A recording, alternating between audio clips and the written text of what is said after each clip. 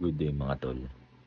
May share lang ako sa inyong video. Ito yung thread na balita ngayon na kung saan meron sa isang school, tawag nito religious school na sa may Bulacan na yung taekwondo varsity nila ay nilaban ng sparring or training sa isang black belter student. Mismatch ang nangyari. Panoorin nyo.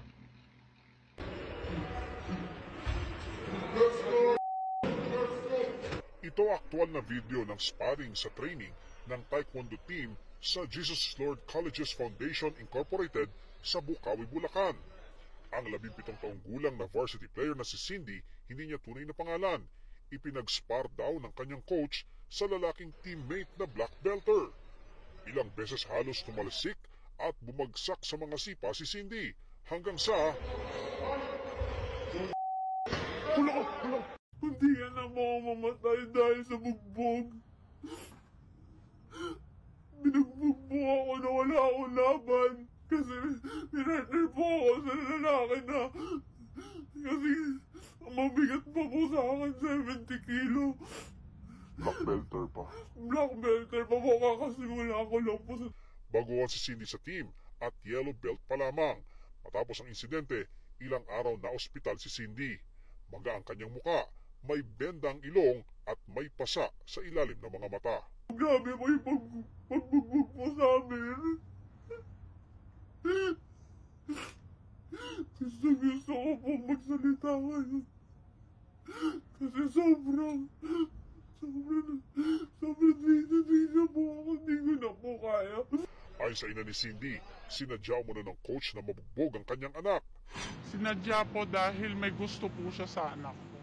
Meron daw pong biglang inaakap siya, inaakbayan, na tapos inaaya siyang kumain sa labas, na magkape silang dalawa lang. Sabi ko, hindi na normal yun. Nung February 26 po, birthday po ni nagpadala po ako ng pagkain doon para po kainin ng team. Tapos sumabay po yung boyfriend nung anak ko. Sinabi po sa akin ng kapatid ko na nagalit po si coach nung nakita yung bouquet po na dala ng boyfriend ng anak ko po. Kasunod ng sinapit ni Cindy, itinago muna siya ng kanyang pamilya habang patuloy na nagpapagaling.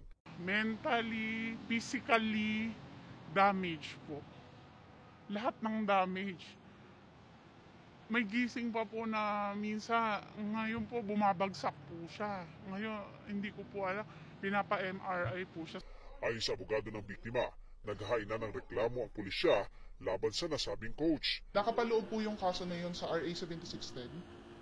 So yun po yung physical injuries at saka psychological abuse po dun sa bata po.